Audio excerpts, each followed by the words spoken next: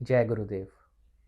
Trump जी तो ठान चुके हैं कि इंडिया पे उन्होंने टैरिफ पे टैरिफ बढ़ाते रहना है। ये ट्रेन कहाँ पर जाके रुकेगी किसी को नहीं पता। आज हम आलोक जी से पूछेंगे कि क्या ये ट्रेन रुकेगी भी या नहीं। तो आलोक जी, जय गुरुदेव। जय गुरुदेव। आप हमें बताइए कि 50 से कह रहे हैं 100 कर देंगे, 150% कर देंगे, तो ये कहाँ पर जाके बात रुकेगी? देखिए, ट्रंप का जो पूरा कैंपेन था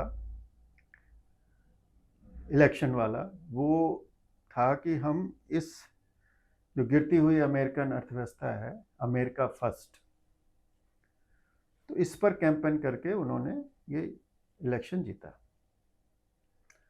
अब इलेक्शन जीतने के बाद उनको लग रहा था कि जैसे ही हम जीतेंगे हम यूक्रेन की बात ख़त्म करा देंगे। वो हुई नहीं।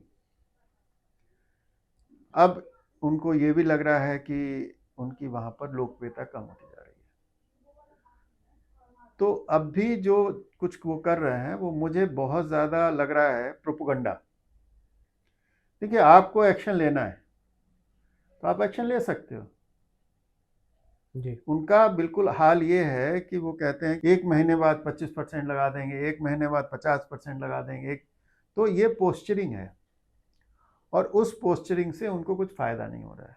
जी। देखिए, अगर कोई आदमी टैरिफ लगा रहा है तो टैरिफ तो हमारे यहाँ भी लगे हुए हैं।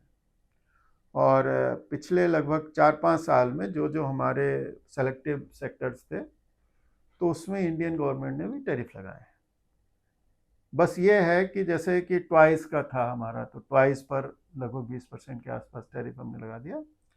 और वो किसी कंट्री स्पेसिफिक नहीं लगाया, सभी के लिए है। कुछ कंट्रीज के साथ हमने फ्री ट्रेड एग्रीमेंट किए हुए हैं, तो उसमें जब वहाँ से इंपोर्ट होता है तो हमें कम या बिल्कुल नहीं टैरिफ देना पड़ता है। तो इस तरीके से आप अपने यहाँ का जो ग्लोबल मार्केट है उसको कंट्रोल करते हैं। आप अपने इंपोर्ट्स को मैनेज करते हैं। बहुत सारे नॉन टैरिफ बैरियर्स भी होते हैं, वो भी लग रहे हैं। तो हर देश ऐसा करता है, लेकिन ये पहली बार हो रहा है कि इसका प्रोपेगेंडा किया जा रहा है, तो इसलिए कुछ अलग सा लग रहा है। जी। और ये प्रोपेगेंडा क्या हो रहा है कि अमेरिका में ट्रंप जो है वो, कोई भी आपने देखा कभी अमेरिकन प्रेसिडेंट की हर दिन उनकी एक नई प्रेस कॉन्फ्रेंस हो रही है। जी। और किसके लिए हो रही है? टैरिफ के लिए। बिल का नाम उन्होंने क्या रखा है? One big beautiful bill. जी। अब जो बिल ऐसा है कि जो चूहे के बिल में घुस गया बिल्कुल। है। अब आप ये देखिए कि वहां पर अनरेस्ट हो रहा है। जी। और वहां के जो विपक्ष के नेता हैं, हैली का भी स्टेटमेंट आया कि आप बहुत सारे अपने दोस्त खो देंगे। तो ऐसी स्थिति में मुझे ये लगता है कि ये जितने भी एक्शन ये लिए जा रहे हैं, ये वहाँ के लोगों के लिए जिनको कि अभी तक सुविधाओं की आदत पड़ी हुई है, कम टैरिफ की आदत पड़ी हुई है, जी। तो वो एक परिवर्तन होगा। और जो भी इस सब चीज़ों के बाद में जो विश्व की, देखिए, सेकेंड वर्ल्ड वार के बाद यूनाइटेड नेशंस का निर्माण हुआ। जी। और यूनाइटेड नेशंस में WTO, वर्ल्ड ट्रेड ऑर्गेनाइजेशन, तो वो जो वर्ल्ड ट्रेड ऑर्गेनाइजेशन था उसका काम ही यही था कि वो विकसित देशों के हितों को साधता था। अब आप ये देखिए कि जिस समय 90s में आपकी ये टेलीकॉम रिवॉल्यूशन हुआ, तो हमारे यहाँ टेलीकॉम बनाने वाली यूनिट्स बहुत कम लगी। उसका कारण ये था कि वहाँ पर WTO ने कह दिया कि जो ऑल ओवर वर्ल्ड ये जीरो ड्यूटी पर ही एक्सपोर्ट होंगे, ठीक है। तो वो नहीं बन पाई। लेकिन अब जब ये टैरिफ लगना शुरू हो रहा है, तो जो WTO का जो एक कंट्रोल था उससे लोग बाहर आएंगे, हिंदुस्तान भी बाहर आएगा। जी। और फिर हम अपने हिसाब से अलग अलग सेक्टर्स को कैसे प्रमोट करना है उसको प्रमोट करेंगे। तो ये हमारे लिए फ़ायदे की चीज़ होने वाली है, नुकसान की चीज़ नहीं। टैरिफ से अमेरिका को नुकसान होगा, हिंदुस्तान को फ़ायदा होगा। तो आपके कहने का मतलब है इसमें अमेरिका की जनता का ज़्यादा नुकसान है, भारत की जनता का भाई, का टैरिफ का नुकसान। मतलब क्या है? जी। अभी मैं देख रहा था तो एक जज ने वहाँ के सेक्रेटरी से पूछा कि टैरिफ किसको देना पड़ता है, टैरिफ आप किस पर लगा रहे हो? जी। जो इम्पोर्टर हैं। हुँ। एक्सपोर्टर थोड़ी ना टैरिफ पे कर रहा है, बिल्कुल। इम्पोर्टर ही तो टैरिफ पे कर रहा है। जी। कस्टम ड्यूटी कौन पे करता है? जी। इम्पोर्टर पे करता है। इम्पोर्टर बिल्कुल। कौन है? अमेरिकन है। बिल्कुल। तो आप तो अमेरिकन के ऊपर टैक्स लगा रहे हो ना। हाँ, हाँ, हाँ। You understand? समझने की बात है। बिल्कुल। हाँ, तो चीज़ें जो महँगी होंगी वो तो अमेरिका की होंगी। अमेरिका की होंगी। तो इसमें कोई जियोपॉलिटिकल एंगल भी आप देखते हैं कि? देखिए, बहुत समय से ऐसा चल रहा है कि सबसे पहले आप ये देखिए कि जब तक गोर्बाचोव नहीं आए थे, तो इन्होंने ग्लासनोट और जिसको डिसइंटीग्रेशन ऑफ रशिया कहा जाता है 1991 में, या लिक्विडेशन ऑफ रशिया जी। कहा जाता है, फिर रशिया कमज़ोर हुआ और तब से ये कोशिश हो रही है कि अमेरिका डोमिनेट करे। जी। तो जब आप किसी को डोमिनेट करते हो तो वो घर का आपको इसका भी ध्यान रखना पड़ता है, उसका भी ध्यान, सबका ध्यान रखना। इस दौरान एक डेवलपमेंट ये हुआ कि चाइना इकोनॉमिक रूप से स्ट्रांग हुआ, और जब चाइना स्ट्रांग हो गया इकोनॉमिक रूप से, तो अब इस समय 3 बड़े प्लेयर हो गए। एक तो अमेरिका, उसके बाद आप रशिया को देख लो, ये दोनों डिफेंस में बहुत आगे थे जी। और जो चाइना है वो अपना ड्रैगन, स्लीपिंग ड्रैगन, वो भी काफ़ी मजबूत हो गया। तो ये 3 देश थे। अब पिछले कुछ समय से, मतलब पिछले 5-6 साल से हमारा भारतवर्ष भी बहुत तेज़ी से ग्रो कर रहा है, तो हम 4th इकनॉमी हो गए।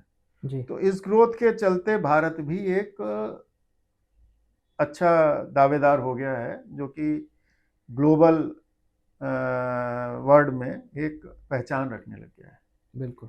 और इसका कारण ये भी है कि बहुत तरीके से जो भारत है वो एक तरफ तो अमेरिका, ऑस्ट्रेलिया और भारत जो क्वाड है, जी। तो वो क्वाड का मेंबर भी है।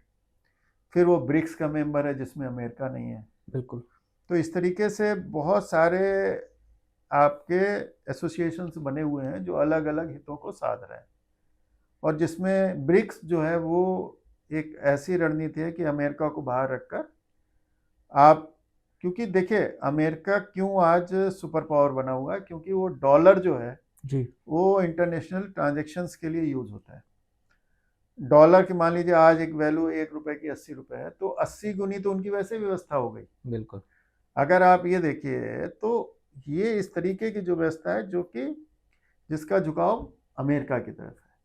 तो ये जो ट्रम्प कर रहे हैं, इस सबसे एक फ़ायदा ये होगा कि बहुत सारे लोग जो एक डॉलर की विश्वसनीयता है जी। उससे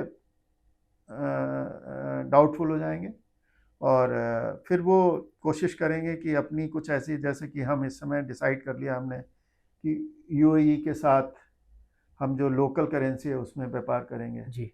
रशिया के साथ व्यापार करेंगे। इसी तरीके से बहुत संभावना है कि चीन के साथ भी हम लोकल करेंसी में व्यापार करें, जी।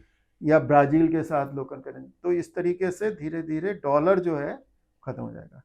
एक और बहुत अच्छा डेवलपमेंट ये हुआ है कि इस बार हमारी जो ये यूपीआई बेस्ड ट्रांजेक्शन्स हैं, they have surpass all the transactions. जी। तो जब इतना ट्रांजेक्शन्स हो रहे हैं तो बहुत संभावना ये भी लग रही है कि इस यूपीआई को एज ए ग्लोबल जी। डिजिटल प्लेटफॉर्म भी डेवलप किया जा सकता है। बिल्कुल। तो एक ये भी डेवलपमेंट, तो इन सब चीज़ों से अमेरिका बौखलाया हुआ है, ट्रम्प बौखलाए हुए हैं, और उस बौखलाहट के कारण आउटबस्ट ज़्यादा कर रहे हैं। जी। जबकि मुझे लग रहा है कि अगर वो चाहें तो ये सब चीज़ें बहुत आसान है। भाई हमने 20% टैरिफ लगा दिया टॉयज़ पर, कोई रोक पाया? नहीं रोक पाया। नहीं रोक अगर भाई पाया। आपकी देश है, आप टैरिफ लगाएंगे, जी। तो आपने अगर 25% टैरिफ लगा दिया, ठीक है।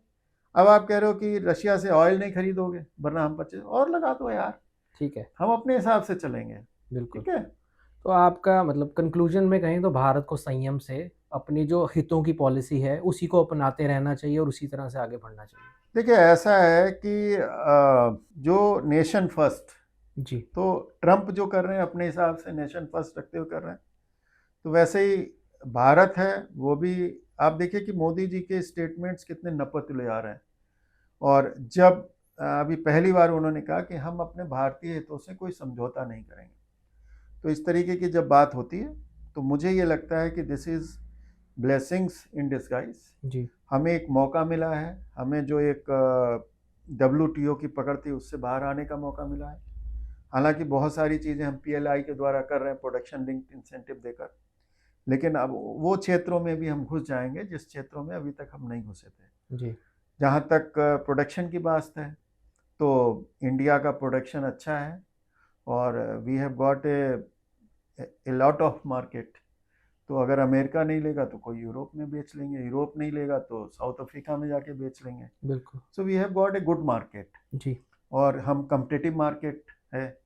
अभी हमने जो ब्रिटेन के साथ, यूके के साथ जो किया है अपना जी। एफटीए, जी, जी। So that will start giving results.